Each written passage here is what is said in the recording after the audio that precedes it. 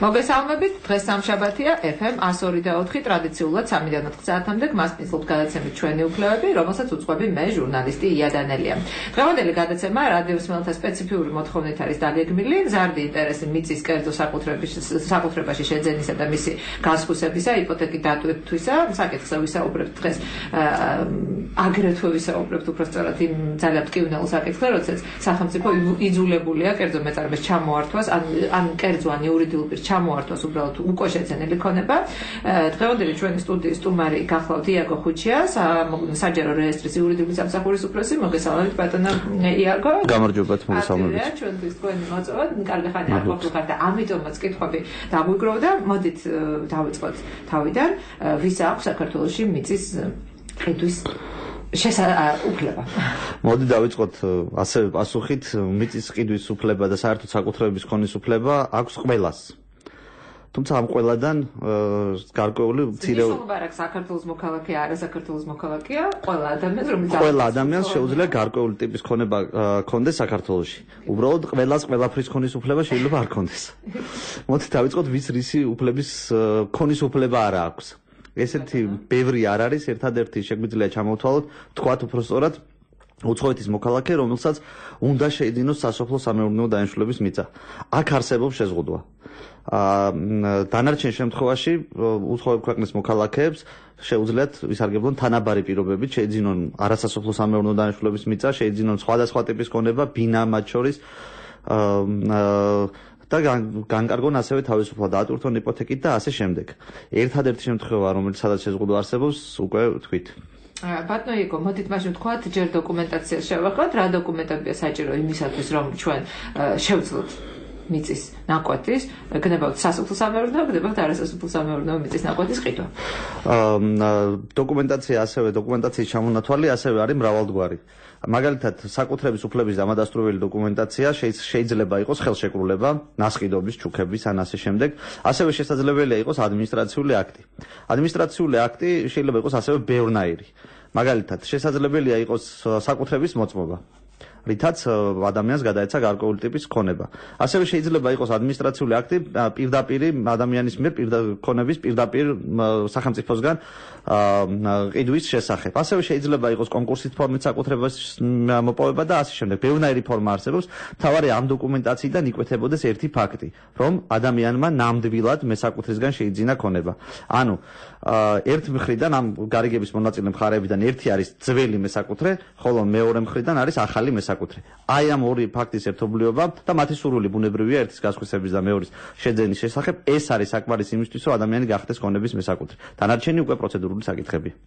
ბატონო იაგო, შეიძლება თუ არა ანდერძით მივიღოთ ჩვენ მიწის საკუთრებაზე უფლება, მაგალითად ბაბუას ქონდა სადღაც ნაკვეთი და გადმოგვეცა ეს ჩვენ და რა პროცედურები ამისათვის კიდევ გასაგებია? ცხადია შესაძლებელია, ეს არის ადამიანის კონსტიტუციური უფლება, რომ მემკვიდრეობით გადასცეს ქონება მას, ვისაც გაუხარდება და ასევე კონსტიტუციური უფლება, რომ საკუთრება გქონდეს ჩვენ და მივიღოთ მემკვიდრეობა. ამისთვის არის შემდეგი პროცედურა. მას შემდეგ რაც ადამიანი გარდაიცვალება, ანდერძის საფუძველზე უნდა გაიხსნას სამკვიდრო. სამკვიდროს გახსნის შემდეგ გაიცემა სამკვიდრო მოწმობა, რომელიც არის საჯარო რეესტრში ქონების, მათ შორის მიწის რეგისტრაციის საფუძველი. ბატონო იაგო, თქვენ ბრძანეთ, რომ სასოფლო-სამეურნეო მიწის ყიდვის უფლება ყველას არ აქვს, მაგრამ თქვათ, ქართველმა ბაბუამ ამერიკელ შვილიშვილს დაუტოვა საკმაოდ მოზრდილი სასოფლო-სამეურნეო მიწის ნაკვეთი. ამ შემთხვევაში რა ხდება? ძალიან დიდი მადლობა, ძალიან საინტერესო შეკითხვაა და აქტუალური. ეს არის გამონაკლისი, როდესაც კანონი უშვებს ესეთ შესაძლებლობას, როდესაც ადამიანმა მიიღო ეს ქონება როგორც მართლმსომიერმა მფლობელმა, მეორე შემთხვევაც არსებობს, ეს შეკითხვაც გექნებათ და მე დავასწრებ ამ შემთხვევაში მოვლენას, ეს არის როდესაც ადამიანი შემდგომ გახდა სხვა ქვეყნის მოქალაქე. მას ჰქონდა უბრალოდ ეს სასოფლო-სამეურნეო დანიშნულების მიწა. ცხადია, მას ეს არ ჩამოერთმება, სახელმწიფოს უფლება არ აქვს ადგილზე ჩამოართვას. ასევე უარი უთხრას შვილიშვილს ბაბუასგან ნაჩუქარ ქონებაზე მის გამო, რომ ის სხვა ქვეყნის მოქალაქეა. ამიტომ მას გაქვს გარკვეული ვადა. ანუ 6 თვის განმავლობაში მას აქვს უფლება ეს ქონება გაასხვისოს, ან განკარგოს, ან უბრალოდ შეუცვალოს მას მიწის ნაკვეთის კატეგორია და გახადოს არასასოფლო-სამეურნეო. თუ ამ პროცედურას დაიცავს, ამ შემთხვევაში ცხადია მისაკუთრებას არაფერი არ ემუქრება. სხვა შემთხვევაში მან უნდა გაასხვისოს ეს ქონება 6 თვის განმავლობაში. 6 თვის გასვლის შემდეგ სახელმწიფოს რჩება უკვე ბერკეტები, რომ ესეთი მესაკუთრე ამ შემთხვევაში ჩამოაშოროს ქონებას. დიდი მადლობა, მსმენელი ყავს ეთერში, გისმენთ ეთერში ბრძანდებით. შუა დღემშვიდობისა. გამარჯობათ. ბატონი იაგოსთან შეკითხვა მაქვს ასეთი.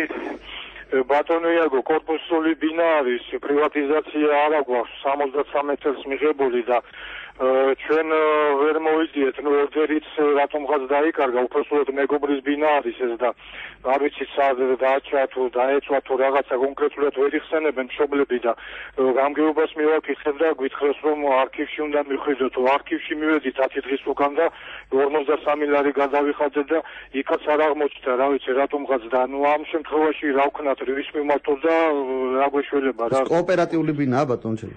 როგორ? კოოპერატიული ბინაა ამ შემთხვევაში. არა, ჩვეულებრივი აღმასკომის მიერ გაცემული სახელმწიფო ბინების 60-ხიანი ბინაა რა ჩვეულებრივ კორპუსში. კარგით გიპასუხეთ. მადლობთ. საკმაოდ ისეთ ცუდ შემთხვევასთან გვაქვს საქმე, ამ შემთხვევაში შეიძლება ითქვას. ან ორდერი არის ის აუცილებელი დოკუმენტი, დოკუმენტაცია არის განადგურებული ზოგადად. არასოდეს არ უნდა დაკარგოს ადამიანმა და ძალიან გთხოვთ მოუფრთხილდით, იმიტომ რომ აი ბატონის კი, ხანო დოკუმენტაცია როგორც ჩანს ამ შემთხვევაში არ არსებობს. აქ არ არის საუბარი მარტო ორდერზე არსებობს თუ არა, ორდერი გაეცნებოდა ესეთი ცნობა იყო, ფორმა ნომერი 1, ესეთი რაღაცა ერქვა. აი მაგ ცნობის საფუძველზე და ასევე კიდე სხვადასხვა დოკუმენტაცია არსებობს, რომელიც ადასტურებს მართლზომიერ მფლობელობას, რის საფუძველზეც შემდეგ, ანუ კეთილსინდისიერ მფლობელობას, რის საფუძველზეც შემდეგ ადგილობრივ თვითმმართველობას აქვს საშუალება გააფორმოს პრივატიზაციის ხელშეკრულება. ეს დღესაც არის შესაძლებელი. ამ ბატონს ხომ არაფრის დიდებით არ შეუშვებდნენ ამ სახში, ვთქვათ, ხო, როგორ ჩაიგდებდა ხელში, ვთქვათ. კი, ახლა რაც შეეხება ამას თუ არაფერი არ არსებობს, ანუ ადამიანი არ უნდა მოექცეს რაღაცა ჩარჩოში და თქვას, რომ იცი მე ვეძებ მარტო ორდერს. თუ ასე ვეძებეთ, შეიძლება ვერც არაფერი ვერ ვიპოვოთ. ჯობია ძებნა იყოს შემდეგნაირად. ვეძებთ ყველაფერს, რაც ამ ბინას უკავშირდება. მაგალითად გადასახადებს ქვითრებს. ქვითრები უფრო ნაკლებად მნიშვნელოვანია, მაგრამ საერთოდ არაფერს ეგეთი ჯობია და გეტყვით თუ როდის შეიძლება ეს ქვითრები გამოდგეს. მაგრამ შესაძლებელია ეს არსებობდეს საერთოდ საბინაო წიგნი ან რაღაცა მსგავსი დოკუმენტაცია. თუ გადავხედავთ ჩვენ პრეზიდენტის ბრძანებულებას, რითაც ხდება ამ პროცესის მოწესრიგება, ანუ ასეთი ბინების საკუთრებაში გადაცემა, იქ მითითებულია, რომ ორდერის გარდა პრივატიზაციის საფუძველი არის ასევე საბინაო წიგნი, რომელიც პრაქტიკაში შედარებით ნაკლებად გამოიყენება, იმიტომ რომ სხვა ორდერი უფრო სანდო დოკუმენტია და ეს ხშირ შემთხვევაში არსებობს ხადია, ესეთი ექსტრემალური სიტუაციები უფრო იშვიათია, მაგრამ ასე დრო შეიძლება მისი გამოყენება და არსებობს კიდე სხვადასხვა დოკუმენტები, იქ არის მოკლე ჩამონათვალე და ბოლოს თავდება ესე და სხვა დოკუმენტი. შესაბამისად და რა არის სხვა დოკუმენტი კონკრეტიკა არ არის, იმიტომ რომ შეიძლება ძალიან ბევრ შორტში ძელ ჩამონათვალამდე მივიდეთ საბოლოო ჯამში. კანონმდებელმა დაუტოვა ადმინისტრაციულ ორგანოს, ამ შემთხვევაში არჩევანი შეიძლება ითქვას და ხო, რომ ვინაიდან მოერგოს ამ იმას რა ქვია, მოთხოვნებს, ამ ძალებულების მოთხოვნებს და შესაძლებელია კომუნისტების დროს საკმაოდ სპეციფიური ახლა დღევანდელი გადაცემა მას არ ეხება, თორე საკმაოდ საინტერესოა თუ რანაირი ტიპის უფლების დამადასტურებელი დოკუმენტები გაიცემოდა. მათ შორის წინააღმდეგობრივიც. ამიტომ საკმაოდ ბევრია ესეთი დოკუმენტი, ამ მომწურავი ჩამონათვალის გაკეთება მისი არ იქნებოდა მიზანშეწონილი. ამიტომ სხვა დოკუმენტი უნდა მოიძიოს. თუ საერთოდ ვერანაირი დოკუმენტაცია ვერ მოიძია და არაფერი არ არსებობს, ამ შემთხვევაში უნდა მიმართოს სასამართლოს და მოითხოვოს სამართალ ურთიერთობის ფაქტის აღიარება მაგალითად, სადაც ადამიანი დაადგენს იმ ფაქტს, რომ ეს ადამიანი მართლმიერად ფლობდა ამ იმას და მისი კეთილსინდისიერი მოსარგებლეა ამ კონკრეტულ ფაქტს. და ამის შემდეგ ამ სასამართლო გაწყვეტილებით ისევ მივიდეს გამგეობაში და მოითხოვოს პრივატიზაცია. ეს არის ალბათ ყველაზე ოპტიმალური გზა მიზნის მისაღწევად. დიდი მადლობა, კვლავ მსმენელი ყავს ეთერში, გისმენთ ეთერში ბრძანდებით? ალო. გისმენთ ეთერში ბრძანდებით? მოგესალმებით. მოგესალმებით. გამარჯობათ. ჩემი მდგომარეობა ასეთია. მაქვს ბინა და მაქვს ორდერი. მაგრამ თანხა არ მაქვს, სიღარიბის ზღვას მიღმავთ და ფული არ მაქვს, რომ მოახდინო პრივატიზაცია და ბინის წარსულა, ჩამორთება, ან ასეთი მსგავსი რამე ხომ არ მოხდება. მადლობთ. გიპასუხეთ. მე როგორც იურისტი ვეტყვი ამ ადამიანს პირველ რიგში იმას, რომ ყველაფერი მოწესრიგებული ჯობია, ყველაფერს მოუწესრიგებელს. თუმცა პირდაპირ საფრთხე იმის, რომ ვიღაცამ ბინა ჩამოართვას, ბუნებრივი არ არსებობს, ვინაიდან აქვს ამ ადამიანს როგორც ჩანს პრივატიზაციის საფუძვლები. ასევე ერთი კონსულტაცია იმასთან დაკავშირებით, რომ პრივატიზაცია არ ჯდება ძვირი. თვითონ პრივატიზაციის ხელშეკრულების გაფორმება საერთოდ არ ჯდება არაფერი. თუ არ ჩავთვლით იქ რაღაცა ელემენტარულ ხარჯს. შეიძლება ბატონს მაშინ მიუთითოს უნდა მივიდეს ადგილობრივ თვითმმართველობის ორგანოში, ჩვენებურად გამგეობაში. და რა დოკუმენტებია საჭირო წარსულიდან? საჭირო ის დოკუმენტაცია, რაც მას გააჩნია. მე არ ვიცი რა გააჩნია, მაგრამ რაც ადასტურებს მარჯვენა მფლობელობას. მარჯვენა მფლობელობას რას ადასტურებს? წინამფრენას უკვე მოუყევით. მაქვსო, ბატონმა თქვა. თუ ორდერი აქვს, ორდერი. თუ სხვა დოკუმენტაცია აქვს ორდერის გარდა, ჯობია რომ ყველაფერი ერთად მოაგროვოს და მიიტანოს გამგეობაში. ეს პროცესი ვიმეორებ, არ არის ძვირადღირებული პროცესი. არ არის ასევე სასტრაფოც, მაგრამ არც ძვირადღირებული. და რა ღირს ბატონო იაგო, მაინც კონკრეტულად რომ ვთქვათ, ეს ფარცია დამოკიდებული, რა ფარცია? ყველაფერზეა ცოტა დამოკიდებული. მაგალითად დამოკიდებულია ფარცზე, იმიტომ რომ შესაძლებელია აზომვითი ნახაზი დაჭირდეს, რომელიც იმის და მიხედვით განესაზღვრება, ამ ვიმეორებ კერძო კომპანიებთან ხშირად ვამბობ ხოლმე ამას, იმიტომ რომ გონიათ რომ სახელმწიფო უწყებები არიან ამზომველები. არ არის ეგრე. არიან კერძო კომპანიები და ფართის მიხედვით განესაზღვრება. ასევე არის რეგისტრაციის საფასური 50 ლარი პირობითად. ასევე არის ნოტარიუსთან გარკვეული ხარჯები. მაგრამ ეს არ არის ძვირადღირებული ხარჯი. ახლა მე ვამბობ ვინაიდან ეხება უძრავ ქონებას საქმე, ამიტომ თორე შესაძლებელია ვიღაცისთვის ან საერთოდ ნებისმიერ ადამიანისთვის ნებისმიერი თანხა იყოს მნიშვნელოვანი. ამიტომ მაგრამ ისიც არ არის რომ დღეს და ხვალ ვიღაც მოვიდეს და გამოასახლოს სახლიდან. ეგრეც არ მოხდება. ამიტომ ადამიანს შეუძლია გააკეთოს არჩევანი. ჩემი რჩევა უბრალოდ ის იქნება, როგორც კი იქნება ოდნავ ზედმეტი თანხა რაღაცისთვის გადადებული, ამისთვისაც გადაინახოს. გადადოს თუ შეიძლება, იმიტომ რომ თქვენი ბინა ბატონო ჩემო იმდენად ძვირიანი შეიძლება იყოს, რომ აი ეს მართლა კაპიკები. ხო, ეს არ არის ახლა დღეს და ერთ კვირაში და ერთ თვეში გასაკეთებელი საქმე, მაგრამ საერთოდ გასაკეთებელი საქმეა, იმიტომ რომ უძრავი ქონების განკარგვა სხვადასხვანაირად, მათ შორის გაქირავება, თუნდაც იპოთეკი დატვირთვა შეიძლება დაგჭირდეს ნებისმიერ დროს, გაკიდვაც. და ამ პროცედურის გავლის გარეშე ეს შეუძლებელია. დიდი მადლობა, კვლავ ზარი გვაქვს ეთერში, გისმენთ ეთერში ბრძანდებით. მოგესალმებით. სტუმართან ესეც შეკითხვა მაქვს. დიახ. მაქვს კოოპერატიული ბინა, აშენებული 40 წლის წინათ. პრივატიზაცია ვერ გავაკეთე და რატომ? ადრე სხვადასხვა მიზეზებით არ არის ჩემ ბატონო საჭირო და შეიძლება იყოს, შეიძლება არა და ამის გამო მივჩით და მოვედით აქამდე. და კოოპერატივმა მომცა მინდობილობა, რომ ჩემი ბინა კოოპერატივის სახელზე გამეფორმებინა. გავაფორმე ჩემ გავაკეთე ეს საჯარო რეში, გადავიხადე 52 ლარი. შემდეგ ჩემ ბატონო გადავიხადე კიდე სხვადასხვა დოკუმენტების მოგროვებაზე 30-80 ლარი. მივედი ახლა იურისტთან, ჩემ ბატონო. ნოტარიუსთან ბატონო. დიახ. და უნდა გავეფორმებინა ეს. ნოტარიუსმა მომთხოვა რასაკვირველია ორდერი, ყველაფერი საბუთები მაქვს და ორდერში მიწერია რასაკვირველია მეუღლე და ქალიშვილი, რომლებიც დღეს საუბედუროდ, ჩემ და საუბედუროდ აღარ ამყავს. დიახ. და ნოტარიუსმა მომთხოვა 380 ლარი იმისათვის, რომ გარდაცვლილი მეუღლისა და შვილის სამკვიდრო დამეკვიდრებია. 380 ლარი.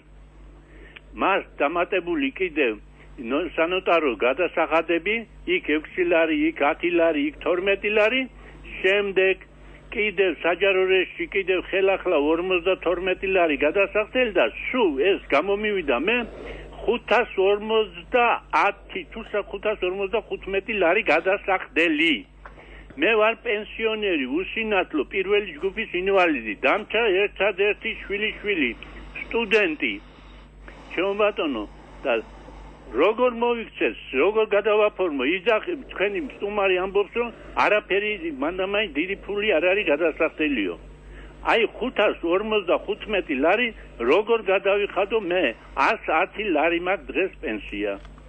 დიდი მადლობა. მე ბატონო იაგო კიდევ ბატონის შეკითხვას ვამატებ ერთ რამეს, რომ არსებობს თუ არა რაღაც მკაცრად განსაზღვრული ნორმატივები, თქვა სად რა არის გადასახდელი და შეუძლია თუ არა ნოტარიუსს თქვა თვითნებურად აარღვიოს ეს ტარიფი. კი ბატონო, მოდით უპასუხებ. მეცდები ყოველ შემთხვევაში ამ ადამიანს გაუმარტივო პროცედურა თავისი. დავიწყოთ იქიდან, რომ ამ შემთხვევაში საფასური ანგარიშდება ქონების ღირებულებების მიხედვით და მისი გარკვეული პროცენტები არის ქონების ღირებულება და შეიძლება ასე შეადგინა. თუ ეს ბატონი მივიდეს ან ამ ნოტარიუსთან, ან სხვა ნოტარიუსთანაც და შეიძლება მოითხოვოს ესეთი რაღაცა, რომ არ გაიხსნას სამკვიდრო კონკრეტულ ქონებაზე. გაიხსნას აქტივებზე და პასივებზე, ანუ მთელ ქონებაზე. ამ შემთხვევაში მისი შვილის და მეუღლის თელ ქონებაზე. როგორც ვიცი, როგორც ჩემთვის ცნობილია, ამ შემთხვევაში გაცილებით ნაკლები ჯდება ეს საფასური, გაცილებით ნაკლებია და საჯარო რეესტრი მზად არის, რომ მსგავსი დოკუმენტაციით მოახდინოს ამ ქონების რეგისტრაცია და ამის შემდეგ შვილიშვილზე უკვე პირდაპირ. ხო, არა, შვილიშვილზე არა, სავარაუდოდ იმაზე იქნება ბაბუაზე, იმიტომ რომ ბაბუაც იქნება ორდერში მოხსენებული. და ზოგადი სამკვიდრო სამკვიდროების, ანუ ორი ადამიანისგან ზოგადი სამკვიდრო მოწმობის საფუძველზე გააკეთოს საკუთრების მოწმობა, რომელიც კეთდება ამ შემთხვევაში მდედან ეს კოოპერატიული ბინებია და ნოტარიუსს აკეთებს ასევე. აი ამ გზას მიმართოს. დაელაპარაკოს ნოტარიუსებს, რომ გახსნას არაკონკრეტული სამკვიდრო, რომელიც უფრო ქონების ღირებულებიდან ითვლება და ძვირია, არამედ გახსნას ზოგადი ხასიათის სამკვიდრო, სცადოს ყოველ შემთხვევაში, ყველა შემთხვევაში არ გაიცემა, მე კონკრეტულ შემთხვევას არ ვიცნობ და ამიტომ ნამდვილად ვერ ვიტყვი, რომ ეს ის შემთხვევაა, როდესაც ესეთი სამკვიდრო გაიცემა, ამიტომ შეიძლება ნოტარიუსის უარიც ამ შემთხვევაში ლეგიტიმური იყოს, მაგრამ ცდილობად ნამდვილად ღირს და აი ამ გზით ეცადოს ამ საკუთრების მოპოვებას. ყოველ შემთხვევაში ეს ის შემთხვევა, როცა ამ საქმეში, ამ პროცედურაში ჩაჯდება, მაშინ ის გაცილებით უფრო იაფი დაჯდება. ამას ურჩევდი ამ შემთხვევაში. სხვა დანარჩენ შემთხვევაში ერთი შეხედვით გამოვიდა, თუ არ გამოვიდა. სხვა შემთხვევაში სწორად მეჩვენება მიღებული კონსულტაცია დაახლოებით ამ ფასზე. კი, იმიტომ რომ ეს ცოტა სხვა შემთხვევა, ანუ თავიდან ბოლომდე აქ არ არის გამგეობი, მე ვთქვი რომ გამგეობის შემთხვევაში პრივატიზაცია უფასო არ მეთქი. თითქმის, მაგრამ ის შემთხვევა, როდესაც გამგეობა აკეთებს პრივატიზაციას. ეს სხვა შემთხვევაა. აქ ორი სამკვიდროა გასახსნელი, რომლის ღირებულება 500 ლარი ამანაწია აქ რეალურად და არა პრივატიზაციამ. სხვა შემთხვევაში რომ დავჭირდეს ჩვენ სამკვიდროს გახსნა კონკრეტულ ქონებაზე, სადაც სახელმწიფო საერთოდ არაფერ შუაში არ არის, წმინდა კერძო სამართლებრივი ურთიერთობა, ის უკვე უფრო ძვირად ღირებულია ამ შემთხვევაში. აი ამას რო აცდეს, თუ შესაძლებელია, მიმართოს ნოტარიუსი, იმიტომ რომ ზოგადი ხასიათის სამკვიდრო გაიცეს და ამითი შეიძლება გარკვეული თანხა მოიგოს. კი ბატონო, და რაც შეეხება ჩემ კითხვას, შეუძლია თუ არა თვითნებურად ნოტარიუს აწიოს ან დაწიოს ფასი ის ნოტარიუსის მომსახურების საფასური განსაზღვრულია კანონმდებლობით. კი ბატონო, დიდი მადლობა. ყოველ სვანალი ყავს ეთერში გისმენთ. მოგესალმებით. შეკითხვა მაგდეთ იმ მსგავსი პასუხი, რაც მე რადგან მე ხანდაზმული ვარ და ეს შემთხვევა მქონდა. მაგ ბატონზე თუ გაფორმებული ასე მითხეს მე რომ გამოვიარე ყველა დისტანციები. გაჩუქებით უფრო ადვილად აჩუქებ ეს შვილია თუ შვილიშვილი. ვისაც უნდა მაგაზე და არანაირი ბევრი თანხა დაგჭირდებოდა. მაგას რატო არ უთხეს ეს არ ვიცი. შემდგომი პროცედურა აქ ალბათო ჯერ ამან თავის სახელზე უნდა გაიფორმოს ამ ბატონო. აი მე ის დადოს და მე ის ბავშვმა უნდა იწვალოს ქვეყნის ამბავი თუ მაგი ვერ მოასწრებს იმაზე გადაკუჩუქებას კიდე უარესია. მაპატი ახლა მე კი არ ვერევი. მე ბევრი ვიწვალე და ეს პასუხი გამოვიტანე. მე მინდა ასეთ შეკითხვა. მე გადმოვედი სადაც ცხოვრობდი ძველ ბინიდან ახალ ბინაში 10 წელია. იქ ქონდა პრივატიზაცია გაკეთებული ჩემს სახელზე ეს ბინა. და ეხლა რო გადმოვედი აქ გააფორმეს ჩაულივერად, მაგრამ არ ჩავძიებულ ვარ ეს ბინა რაც სადაც მე ამ წუთში ვარ ფიზიკურად.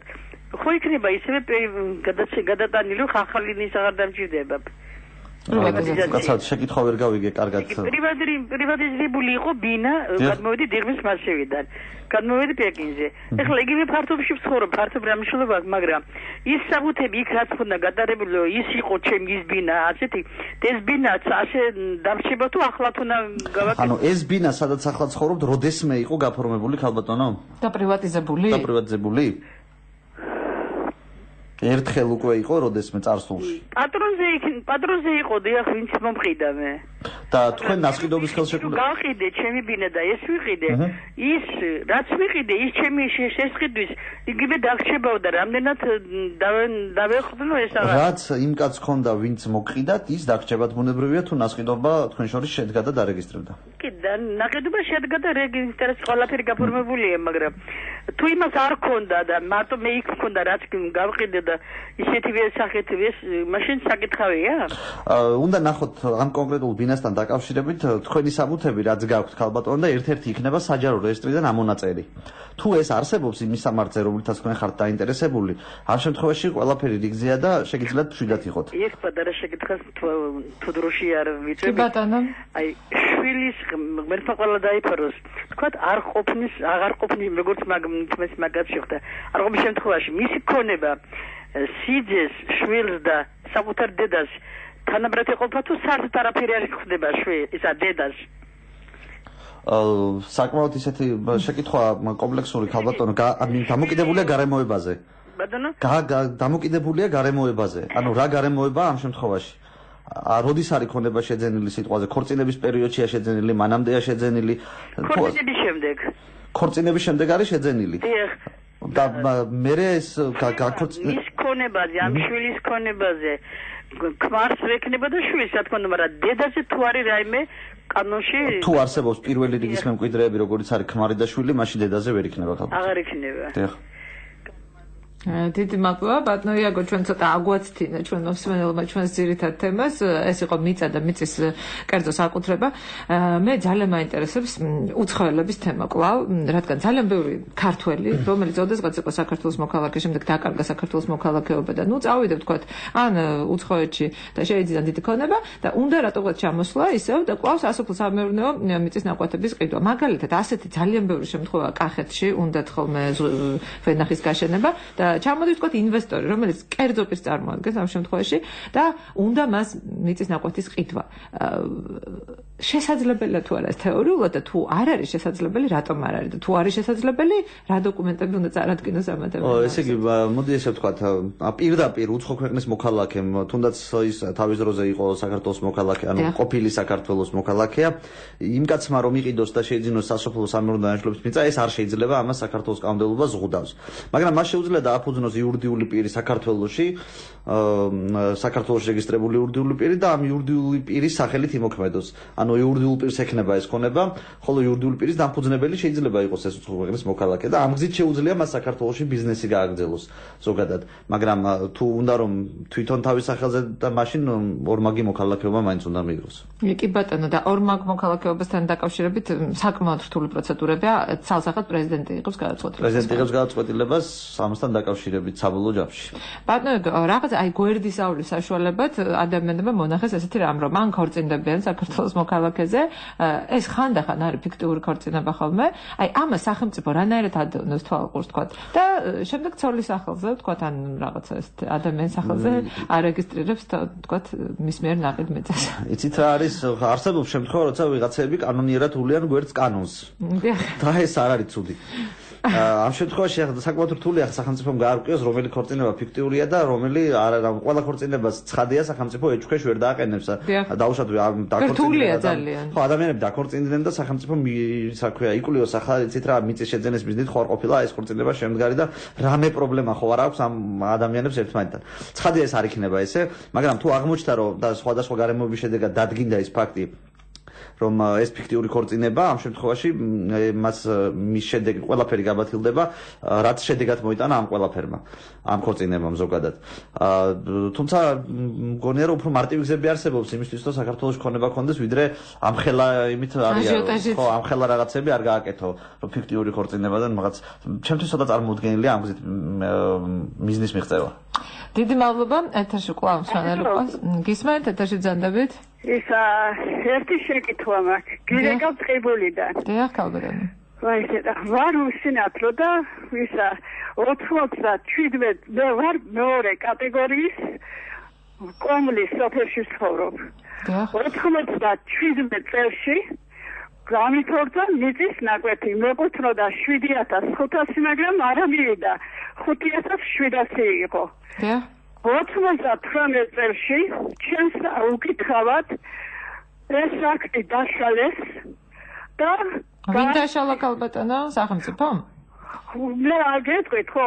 დაუშლია ადგილობრივ ხელმძღვანელობას ალბათ რა ვიცი სოფელში ვინ ხო და გაუნაწილეოდა მე დამიტოვეს მესამედი ორი ნაწილი წაიღო ჩემარ ძალმა ძმის ცოლმა და ძმისის მისცეს კიდე რომელიც 93 წლიდან მოსკოვში ცხოვრობს მე ვარ პატრისონი დაავადებული ავანტყოფი და უსინათლო ახლა დამჭირდა მოვლა დამოუკიდებლად არ ვერ ვცხოვრობ ხო და მინდოდა გასაჩუქრება 10-12 წლის გაკეთებული საქმე ახლა გაიგე ჩემს გარეშე თუ როგორ გაუფორმებიათ ყველაფერი როგორ წამართვეს მიწა და რა მეშველება მითხარით რა ვქნა ანდა ისე არავინ არ მოდის რომ მიპატრონოს ახლა კანკალებს აშილად თვალებში ვერიხდები ძერე დოცენტები და ექიმები არიან დამჩაგრეს უსინათლო ინვალიდი ჩვენი მე შობლები რო გადამესვალენ მადლობთ ქალბატონო, მადლობთ გიპასუხებთ თუ შეიძლება. და თუ შეიძლება კიდევ ერთი მსმენელია არ დაგვაუწყეს ქალბატონის კითხვა მოვინიშნოთ. კი ბატონო, გისმენთ? ეთერში ბრძანდებით? გამარჯობათ. მოგესალმებით ბატონთან მაქვს თუ შეიძლება უკითხვა. მე და ჩემმა მეუღლემ ავიშენეთ კოოპერატიული ბინა. დიახ. ცხოვრობთ 40 წელიწადია აქ. დიახ. და არასოდეს არავის ახლა ორვერი ავიღე და ორვერი მაქვს, რა თქმა უნდა. დიახ. მე რო თქვენს რომ ვისაც უნდაო გააკეთოს პრივატიზაცია, არ არის სავალდებულო კოოპერატიულ ბინაზეო, მაგრამ მაინც გავაკეთეთ. დიახ. 97 წელში. ეხლა ამბობენ რომ ესე იგი მაშინ არ იყო საჯარო რეესტრი. დიახ. და საჯარო რეესტრი ვერ გავატარეთ, მაგრამ ნოტარიუსში იქ ბეჭდისა ყველაფერი გატარებულია. ეხლა თუ არის აუცილებელი რომ საჯარო რეესტრი გავატარო, ჩემი მეუღლე გარდაიცვალა და მე ვეღარ გავაკეთე. მივედი უთხარი ნოტარიუსს და ნოტარიუსმა მითხრა რომ არ არის აუცილებელი თუ გაყიდვას არაპირებ. გასაგებია, მაგრამ უცბად რომ დაგჭირდეთ გაყიდვა. მაშინ ხო საჭიროა. თქვენ არავინ არ დაგიშლითო თქვენ აშენებულ სახლში ცხოვრებას, რომ გატარებული გაქვსო, პრივატიზაცია გაკეთებული გაქვსო და მეუღლე რომ გარდაიცვალა, ეხლა ავტომატურად თქვენ ახართ მემკვიდრე. მადლობთ, მოდით რიგის მიხედვით უპასუხოთ ქალბატონე უსინათლო, რომელსაც ეს მისდა დაუკითხავთ, შესაძლებელი თუ არის მისი კუთვნილი მიწის ნაკვეთის. იცით რა, რასაც მე მოусმინე ეს ქალბატონი რასაც საუბრობდა, იყო შემთხვევა, რომ მისდა უნებურად ვიღაცამ ამოწერა კომლიდან, ან ეს კომლის საკუთრებაში არსებული მიწა რაღაცნაირად დაახლიჩეს. ამ შემთხვევაში არის პრობლემა იქ უნდა ვეძებოთ, სადაც დაიწყო. ანუ უფლების დამადასტურებელი დოკუმენტი რა შეიძლება ყოფილიყო იმ ადამიანების, რომელმაც ეს ყველაფერი ქონება დაირეგისტრირეს. თუ იყო ის, რომ ვიღაცა გამგეობამ საკრებულომ ვიღაცამ არასწორად ჩამოართვა ამ ქალბატონს და მისცა იმას, უნდა წავიდეს იმ დოკუმენტების წინააღმდეგ. რატომ ჩამოერთვა ამ ქალბატონს? რომ დავიწყოთ საჯარო რეესტრიდან დავა შედეგს ვერ მივიღებთ, იმიტომ რომ საჯარო რეესტრი მარტივად იტყვის ესეთ რაღაცას, რომ ჩემთან ესეთი დოკუმენტაცია მოვიდა უკვე შედგენილი, მე არ ვიცი იქ უკან რა მოხდა და ვის კანონიერად ვის უკანონოდ, ეს თქვენ გაარკვიეთ ერთმანეთში და მხოლოდ მას შემდეგ მოდით ჩემთან და ეს სწორი იქნება, ამ დავას აზრი არ იქნება საჯარო რეესტრის წინააღმდეგ. ამ შემთხვევაში მე ქალბატონს ურჩევ, რომ გაარკვიოს აბა რა დოკუმენტაციის საფუძველზე ჩამოართვეს მიწის ნაკვეთი ამ ქალბატონს და გაასაჩივროს ეს დოკუმენტაციები. გაასაჩივროს სასამართლოში ან ადმინისტრაციულ ორგანოში, რომელმაც ეს გამოსცა. მაგალითად, თუ ეს გამოსცა გამგეობამ აღაბასყუმმა საკრებულომ, მიმართოს ამას და თქვას, რომ ეს არასწორია და მოდით ეს გამოასწორეთ თქვენ მიერ დაშვებული შეთქმულება. თუ არ დაუჯერეს და ცუდად მოიქცნენ ბრჭყალებში, მაშინ უნდა გაასაჩივროს სასამართლოში. ცივილური დავა უძრავქონებასთან დაკავშირებით მიდის ასე. სწორი მიმართულება იქნება არა შედეგის გასაჩივრება, არამედ საფუძვლების. ვინაიდან საფუძვლების შეცვლის შემთხვევაში ავტომატურად შეიცვლება შედეგიც. გასაგებია, თუმცა ქალბატონი არ ექსკლუზიურ მდგომარეობაში და ალბათ ძალიან გაუჭირდება. მას შეუძლია ამ შემთხვევაში დაიქირაოს ადვოკატი, ან ნებისმიერი მენდობილი პირი, რომელიც მის სახელით იმოქმედებს. ადვოკატების მომსახურება ცხადე არის სხვადასხვა ფასის, მაგრამ ასევე მე ვიცი, რომ არსებობს გარკვეული პროექტები, სადაც ასეთ მდგომარეობაში მყოფ ადამიანებს უსასყიდლოდაც ეხმარებიან. კი ბატონო, ქალბატონო, თუ ტყიბულში არის ასეთი და მე ვიცი, რომ ახალგაზრდა იურისტთა ასოციაციას აქვს საკმაოდ ფართო ქსელი, ეგება ტყიბულშიც მიუწვდებოდეთ ხელი. თუ არა და სახელმწიფომ თქვა რომ მე უფასო იურიდიული სამსახური მაქვს ყველა კუთხეში მე აღარ მახსოვს კონკრეტულად ტყიბულში არის თუ არა სამსახური. მადლობთ. ბატონო იაკო, მე მეორე შეკითხვა იყო? დიახ, მაპატიეთ, მეორე იყო რომ ბინა მაქვსო კოოპერატიული 40 წელი ავცხოვრობო და მაინტერესებს. ხო, ნუ მეგონი მსგავს შეკითხვებს ჩვენ უკვე უპასუხეთ აქ, მე როგორც იურისტს არ მაქვს უფლება უთხრა ადამიანებს რომ არ არის საჭირო. პირიქით მე ვამბობ რომ არის საჭირო. უბრალოდ რამდენად სწრაფად არის საჭირო ეს მოქალაქის გადასაწყვეტია. ეს არ არის საფუძველი იმისი რომ ადამიანს საკუთრება ჩამოართვან. ცხადია, მას აქვს პრივატიზაციის ხელშეკრულებაც, მაგრამ სასურველია რომ თუ არ არის მეუღლე გარდაცვლილია და მეუღლის სახელზე იყო პრივატიზაციის ხელშეკრულება, სასურველია რომ მინიმუმ საკუთრების მოწმობაც ან სამკვიდრო მოწმობაც მაინც გაიცეს, ანუ სამკვიდრო გაიხსნას. იმიტომ რომ გარკვეული ვადის გასვლასთან ერთად ეს უფრო რთულდება ხოლმე. ვინაიდან უკვე ჭირს დადასტურება იმისი, ვინმე ხო არ არის სხვა პრეტენდენტი სიტყვაზე და ასე შემდეგ, ხშირ შემთხვევაში. ამიტომ ჯობია რომ გახსნას სუმცირე სამკვიდრო მაინც, ანუ როდის დაარეგისტრებს ახლა ამ ქონებას, მისი გადასაწყვეტია. საჭიროა, მაგრამ სასწრაფო არა. ეს იქნება ჩემი პასუხი. დიდი მადლობა. ბატონო იაკო, არსებობს თუ არა ესეთი შემთხვევა, როდესაც მიწა უკვე ნაყიდი გაქვს, მაგრამ სახელმწიფო ერთვენ ერთ დღეს მოვა და გეუბნება, რომ უნდა ჩამოგართვას ეს მიწა და რა შემთხვევებში ხდება ხოლმე ასეთი რამ? საკმაოდ ისეთი შეკითხვა ფართო განსჯის საგანი შეიძლება იყოს. არ არის ისე რომ იძახიან რომ იცი რა სახელმწიფოს არც ერთ შემთხვევაში არ აქვს ამის უფლება სახელმწიფოს აქვს ამ ეს არის კერძო ქონება და არც ერთ შემთხვევაში სახელმწიფოს არ აქვს ამის უფლება. და თქვენ წარმოიდგინეთ რომ ზოგჯერ ეს საერთოდ არ არის დაკავშირებული კერძო საკუთრების დაცვასთან. მაგალითად ესეთი შემთხვევა რა არის? ესეთი შემთხვევა როცა მიწა გადმოგცათ სახელმწიფომ გარკვეული პირობით. მაგალითად გადმოგცათ მიწა თუ თქვენ იქ აღაშენებდით რაღაცას. ან გააკეთებდით რაღაცას. მაგალითად კონკრეტული პირობით ამ ადგილას არის რაღაცა ესეთი ისტორიული ადგილი და უნდა გაიყიდოს მარტო წიგნი მაგალითად. და ამ წიგნის გასაყიდ თაროებს თუ აშენებთ მე გადმოგცემთ ამ ასე ვქვია მიწის ნაკვეთს. და ჩვენ თითითზე არ დავაკარეთ იმისათვის რომ ეს პრობლემა გადაგვეცეს. ნუ ან დავდეთ და ავაშენეთ სახინკლე მაგალითად. კი ბატონო. ხო ამ შემთხვევაში ხო პირობა შევცვალთ. ამ შემთხვევაში თუ ასევე ხელშეკრულებაში დევს ის რომ ამ შემთხვევაში შეწყდება ხელშეკრულება ეს არის და ნუ იგივე თუ რა ემართება თანხას რომელიც გადახდილია ასე შემდეგ. თუ ეს განსაზღვრულია ხელშეკრულებით პირდაპირ ამ შემთხვევაში შეიძლება ადამიანს ჩამოერთვას ეს ქონება და დაუბრუნდეს სახელმწიფოს. ანუ პირველ შევთანხმდით ერთ რაღაცაზე რომ თუ ადამიანი არ ასრულებს ხელშეკრულებით ნაკის ვალდებულებებს და ეს ქონება არის ვალდებულებით გადმოცემული, ანუ მას პირდაპირ საკუთრება არ აქვს უნაკლო შეიძლება ითქვას გარკვეული ვალდებულებებით არსებობს, შეიძლება მას ქონება ჩამოერთვას.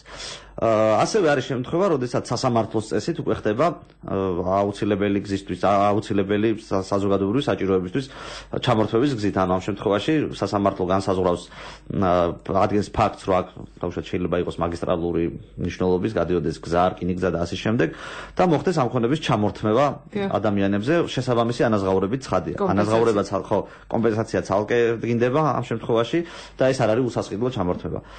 ძირითადად ეს შემთხვევებია ხოლმე დანარჩენი შემთხვევა, როდესაც ქონების ჩამორთმევა შეიძლება მოხდეს, როცა არასწორად არის ქონება განკარგული. მაგალითად განკარგა იმ ორგანომ, რომელსაც ამ მიწის ნაკვეთის განკარგვის უფლებამოსილება არ ქონდა. საერთოდ არ ქონდა. ან ეს მაგალითად თუნდაც ამ სახელმწიფო უწყებამ განკარგა სოფლის მეურნეობის სამინისტრომ, როდესაც არ იყო მისი საქმე, ეს იყო სიტყვაზე ეკონომიკის სამინისტროს საქმე. ესეც შესაძლებელია გახდეს. თუმცა ამ შემთხვევაში მე როგორც მოქალაქემ ადამიანმა რომელსაც ვიყიდე ეს მიწის ნაკვეთი და მომყიდა ვთქვათ სოფლის მეურნეობის სამინისტრო, მე ახლა სად ვარ კვიო ეს ეკონომიკის სამინისტროს მოეყიდე ჩემთვის სოფლის. იცით რა არის რომ საერთოდ სამართლის მთავარი პრინციპია ესეთი რაღაც რომ კანონის არ ცოდნა არ გვათავისუფლებს არც ერთი პასუხისმგებლობის განახლა. ზუსტად იგივე შეიძლება თქვა მე არ ვიცოდით რომ კაცის სკოლობა დანაშაული იყო სიტყვაზე ცოტა ახლა უტრნებას ვახდენ ამ შემთხვევაში თუმცა ხა ეს ნიშნავს იმას რომ იქ ვიღაცამ ამაზე პასუხიც უნდა ააგოს ისე არ არის რომ მარტო მოქალაქეზე გადაწყდეს ყველანაირი ისა და ვინმე მოქალაქის მოტყუებას ცდილობდეს. ცხადია პრაქტიკაში ძალიან იშვიათია ეს შემთხვევა როდესაც ესეთი ადმინისტრაციული ორგანო განკარგავს ქონებას როდესაც ეს მას არ დაეხება ქვეყანაში ჩამოყალიბებულია ინსტიტუციები რომელიც ქონების განკარგვას ახდენენ და საკმაოდ სისტემურად მიდის და დიდი შემოქმედებითი პროცესი ამას არ ჭირდება. მაგრამ მე ვძახი რაღაცა საფუძვლებს ჩამოთვლით ერთ-ერთი საფუძველი შეიძლება ესეც გახდეს. სხვა შემთხვევაში როდესაც ადამიანი ასრულებს პირობას და სახელმწიფომ ქონება ერთხელ განკარგა ის რომ სახელმწიფომ გადაიფიქრა და მას კიდევ ჭირდება ეს ქონება ისევ უკან დაებრუნოს აქ უკან დაბრუნების ერთადერთი გზა არსებობს თუ ეს მოქალაქე უკან მიყიდის ისევ სახელმწიფოს მისთვის სასურველ ფასად. ბატონო, დაუშვათ მე ვიყიდე სახელმწიფოსგან პირობით მიწა რომ აი აქ გავაშენებდი ვენახს. თუმცა მას შემდეგ რაც ვიყიდე უცებ გადავიფიქრე და ვენახის ნაცვლად მინდა გავაშენო ატმის ბაღი. შესაძლებელია თუ არა ეს დათქმა შეუცვალო სახელმწიფოს. რა თქმა უნდა ეს არის დამოკიდებული მხარეთა შეთანხმებაზე. თუ თქვენ დაარწმუნებთ სახელმწიფოს იმაში რომ ვენახზე მნიშვნელოვანი ამ კონკრეტულ შემთხვევაში არის ატმის ბაღი სახელმწიფომ შეიძლება შეგიცვალოთ ეს პირობა და თქვას რომ იცი რა მოდი მე დავწმუნდი რომ ეს კაცი მართალია და აქ უნდა აშენდეს ეს დღეს და ამის უფლებას ვაძლევ. ამ შემთხვევაში ვალდებულება შეიცვლება ის არ ამოვარდება საერთოდ. უბრალოდ ერთი ტიპის ვალდებულება შეიძლება შეიცვალოს მეორე ტიპის ვალდებულებით ამ შემთხვევაში. და ასევე შესაძლებელია საერთოდ მერეც მოიხსნას ეს ვალდებულება თუ სახელმწიფო იქნება ამაზე თანახმა. თუ ადამიანი ისეთ დაარწმუნებს რომ იცით რა საერთოდ არაფერი არც ვენახე უნდა იყოს არც უნდა იყოს უბრალოდ საძოვარი და ის ძროხების ბიზნესით არის ამ შემთხვევაში დაკავებული. ესეც შესაძლებელია მოხდეს. უბრალოდ ეს მხარეთა შეთანხმებაზეა დამოკიდებული და ასევე იმაზე თუ რამდენად მნიშვნელოვანია კონკრეტული ხელშეკრულებისთვის კონკრეტული ეს დათქმა. შესაძლებელია ის უბრალოდ ჯარიმას ითვალისწინებდეს ერთჯერად ჯარიმას და ამ შემთხვევაში მას შეეძლოს დატოვოს ის რაც თვითონ გააკეთა რომ ჯარიმა გადაიხადოს. ესეც შეიძლება ხელშეკრულებაში იყოს. ეს ამ შემთხვევაში მართალია საჯარო სამართლებრივი ხელშეკრულება, მაგრამ რეგულირდება უკვე კერძო სამართლის წესებით და მხარეები უფრო თავისუფლები არიან ამ შემთხვევაში. მადლობ, ძალიან გვაქვს ეთერში, გისმენთ ეთერში ბრძანდებით. ერთი შეკითხვა მაქვს. დიახ, ხალბატონ. დედაცემის სიცოცხლეში ახლა დედა აღარ არის 4 წლისი. მიწა გავყიდეთ, ნაწილი მიწა. ახლა რო გავყიდეთ ის არ გადაგვიფორმებია. და მთხოვს ის პატრონი ახლა გადამიფორმებდა. როგორ უნდა მოვახდინო ესა? ანუ დედის სახელზე იყო მიწა, დედა აღარ არის და ახლა უნდა გადააფორმო თქვათ მიწა, ხო? ამ შემთხვევაში გადაფორმების ერთი გზა არსებობს ის, რომ მოხდეს ჯერ მემკვიდრეზე რეგისტრაცია და შემდგომ მისი განკარგვა. სამკვიდროს გახსნა. სამკვიდროს გახსნა, კი. საკმაოდ ცუდი შემთხვევაა სხვათა შორის, იმიტომ რომ რეალურად გამოდის ისე, რომ კარგება შედგა სხვა დროს და ისა რა ქვია, გადაფორმება ხდება სხვა დროს. თუმცა ერთი გამონაკლისი არსებობს. თუ არსებობს ხელშეკრულება დედა თქვენს და ამ ქალბატონს შორის, ამ შემთხვევაში უფრო მარტივად გვაქვს საქმე. და პირდაპირ ხელშეკრულების საფუძველზე გავაკეთებთ. გადაფორმების პროცესი დაწყებულია, მაგრამ დასრულებული არ არის. თუ საერთოდ დაწყებულიც არ არის, ამ შემთხვევაში მოგიწევთ ჯერ საკუთარ თავზე რეგისტრაცია და მხოლოდ განკარგვა მას შემდეგ. ნაწილია მიწის გაყიდული. მნიშვნელობა რა ქონების რა რაოდენობაა გაყიდული, ამ შემთხვევაში არის არსებობს თუ არა უფლების დამადასტურებელი დოკუმენტი იმ ქონებაზე, რომელიც განიკარგა. კარგით, მადლობთ. ბატონო იაკო, ერთი ძალიან სპეციფიური შეკითხვა მინდა დაგისვათ. ჩემო მეგობარმა იყიდა არასასოფლო სამეურნეო მიწის ნაკვეთი. ნუ კარგი ხანი იყო ეს გამოუყენებელი და შემდეგ დაიწყო ჩემო მეგობარმა ამ მიწის ნაკვეთზე 4 სართულიანი სახლის შენება და მიიყვანა იქამდე, რომ ნუ მოკლედ ამ სახლის შავი კარკასი დგას. და იქამდე ვიდრე სახლის შენებას დაიწყებდა, მიწა დატვირდა იპოთეკით ბანკში 15000 ლარად. ვეღარ გადაიხადა ეს ფული, სახლი უკვე აშენებულია და ამ აშენებული სახლით ესე რომ სახლი არსად არ არის დარეგისტრირებული ჯერ, იმიტომ რომ დამთავრებულიც არ არის და გატარებული არსად არ არის, ბანკმა გაყიდა ეს მიწის ნაკვეთი ზედმდგომი სახლით. რასაკვირველია, კვლავ აი ამ 15000 ლარად რა. ეს არის ნუ სასაცილო თანხა. რა ქნას ამ ბატონმა? ანუ მიწის ნაკვეთი გაყიდა ვიღაცაზე ბანკმა. მოკლედ თქვენი მეგობარი არ არის თლაც სახარბილო მდგომარეობაში ამ შემთხვევაში. შარშია ბატონო ჩემოდია. იცით რა არის? ამ შემთხვევაში შეიძლება ჩემი აზრით თუ მიწის ნაკვეთი იყო დატვირთული და მასზე აშენდა შენობა ნაგებობა, ერთადერთი შემთხვევაა, თუმცა ცოტა ისეთ იქნება თუ აღნაგობის უფლება არსებობს ამ შენობასთან დაკავშირებით. არ არსებობს არანაირი უფლება არა. თუ აღნაგობის უფლება არ არსებობს, ამ შემთხვევაში ჩემი აზრით ლეგიტიმურია ქონების გასხვისება მიწის და შენობა ნაგებობის ერთად. ვინაიდან შენობა ნაგებობა არის მიწის ნაკვეთის არსებითი შემადგენელი ნაწილი და ძირითადი ბედის, ანუ მიწის ნაკვეთის, ძირითადი ნივთის, ანუ მიწის ნაკვეთის ბედს იზიარებს სამართლებრივად. ამიტომ ამ თემას ვერ გავექცევით. ერთადერთი დავა შეიძლება იმაზე, თუ რამდენად სწორად მოხდა გასხვისების პროცესი, რამდენად სწორად ჩატარდა. ანუ იყო თუ არა დაცული ის კონკრეტული პროცედურები, რომელიც ასე დროს აუცილებლად. რა ხა მეგობარმა ვერ გადაიხადა ეს თანხა, ბანკმა ლეგიტიმურად გაყიდა ეს მიწის ნაკვეთი, მაგრამ 14000 ლარად. ეხლა რაშია საქმე? ჩემი მეგობარი ამბობს, რომ შემიძლია მაშინ მე აგურ წამოვიღო ჩემი ქონება, რაც იყო იმ მიწაზე, კაცო, მიწა გაიყიდა, მაგრამ იქ არის უამრავი მასალა, ვთქვათ, აი მასალად რომ წამოვიღო ეს ჩემი დავშალო, ანუ ხო შეიძლება ეს თუ არ შეიძლება? საკმაოდ საინტერესო თემა, ცალსახა პოზიცია ამასთან დაკავშირებით ძნელი და საფიქსირებელია. იმიტომ რომ გამოდის, რომ ეს უკვე ერთი უძრავი ნივთია. შენობა ნაგებობა რომელიც ზუსტად იმავე ბედს იზიარებს, რაც ხონდა იმას, რა ქვია, მიწის ნაკვეთს. და მეორე არგუმენტიც ასევე აქვს. კი, მაგრამ ბანკი რომ ხარ, შენ გაყიდა მხოლოდ მიწის ნაკვეთი და არ გაგიყიდე, არ გქონდა უფლება გაგიყიდე ზედ. აქ ეს შეკითხვა ის რატო არ მქონდა? მე რო ვიყო ბანკის როგორ კაცო 5 სართულიანი სახლი მთელი თავის მასალით 14000 დოლარად 15000 არა, როგორ რაღაცაა ეს მოდი მაშინ მეორე შემთხვევა ავიღოთ. კი ბატონო. აშენებული მაქვს 5 სართულიანი სახლი. ბანკი მოდის და მე ვეუბნები, იცი რა, მე უკვე სახლი მაქვს აშენებული და შენ მიწას ამის გარეშე ვერ გაასხვისებ. ამის გარეშე შენ რო სახლს აშენებდი, მე ბანკს მეკითხებოდი? აი ესე ძალიან მარტივი ლოგიკაა. შენ იპოთეკით ხონდა დატვირთული, შენ იცოდი ეგ რისკები რა შეიძლება და მომხდარიყო თუ ვერ გადაიხდიდი ამ შემთხვევაში და ამ რისკების მიუხედავად შენ ააშენე სახლი ზედ. ამიტომ ჭალებში რო ვთქვა, შენ ღირსი ხარ იმისი, რომ აი ეს წაგების შემთხვევაში, ან ვერ გადახდის შემთხვევაში, დაკარგო უფრო მეტი, ვიდრე შეიძლება და დაგიკარგა, რომ არ გაგერისკა ამ სახლის აშენება. მივხვდით, აი ეს თემაა. თუმცა ეს ძალიან საინტერესო საკითხია, შეიძლება დიდი სიამოვნებით ვიდავებდი სასამართლოშიც პირადად მე როგორც იურისტი ამ საქმეზე. ამ შემთხვევაში მე ვიქნები უფრო კრედიტორების მხარეს, ცუდი პოზიცია ვიცი, მაგრამ ესე ვიქნებოდი და მგონია, რომ მიწის ნაკვეთი არ შეიძლება ცალკე გასხვისდეს და შენობა ნაგებობა ცალკე. თუმცა ჩემი მეგობარი სხვა რამეს აპირებს მყიდველთან მივიდეს და გაურიგდეს, უთხრას რომ იმის ნახევარი მაინც გადაიხადოს, რაც მართლა მასალად ღირდა ესა. შესაძლებელია აი ესეთი მორიგი. დავა შეიძლება სხვანაირად, ბანკი შეიძლება კეთილსინდისიერი იყოს იმაში, რომ ეს ქონება აუქციონზე გაიტანა, მაგრამ არ იყოს კეთილსინდისიერი ფასთან დაკავშირებით. რასაკვირველია. ეს სწორედ მანდვართ. დავა შეიძლება ყველაფერზე. დავა ჩემი აზრით უფრო ლეგიტიმი მე რო ვიყო ამ შემთხვევაში, უფრო ვიდავებდი საფასურთან დაკავშირებით და რომ აუქციონის საწყისი ფასი არ უნდა ყოფილიყო 15,000 მე რა რომ შენ 15,000 გქონდა, ვალი გქონდა მე ბანკის. შეიძლება და ყოფილიყო 100,000 და 85 პატიოსთან მოგეცა ჩემთვის. შენ 15,000 ჩაგედო ჯიბეში. აქ შეიძლება დავა ამაზე. და ეს დავა არის საკმაოდ ლეგიტიმური. დიდი მადლობა. ბატონო იაგო, ჩვენი გადაცემა დასასრულს მევახლოვდა, მე ძალიან მოკლედ მინდა გკითხოთ, შესაძლებელია თუ არა სასოფლო სამეურნეო მიწის ნაკვეთი ვაქციოთ არასასოფლო სამეურნეო მიწის ნაკვეთად და პირიქით ძალიან ხშირად ადამიანებს უნდათ ხოლმე სწორედ ესე მოიქცნათ რეალურ ცხოვრებაში. სასოფლო სამეურნეო დანაშაულების ნაკვეთის ქცევა არასასოფლო სამეურნეო დანაშაულების ნაკვეთად შესაძლებელია. არის ამისთვის არსებობს გარკვეული საფასურები გარკვეულ ტერიტორიებზე საერთოდ უფასოა. ამის ჩამონათვალე არსებობს კანონმდებლობაში, საკმაოდ დიფერენცირებულია, საკმაოდ ბევრი შემთხვევა და ზუსტი ჩამონათვალს ნამდვილად ვერ გეტყვით, იმიტომ რომ დიდი ხანი დამჭირდებელია მთლიანად ამისთვის. ანუ შესაძლებელია. ოღონდ პირიქით არასასოფლოდან სასოფლოსკენ გადმოყვანის მექანიზმები სამწუხაროდ კანონში არ არსებობს.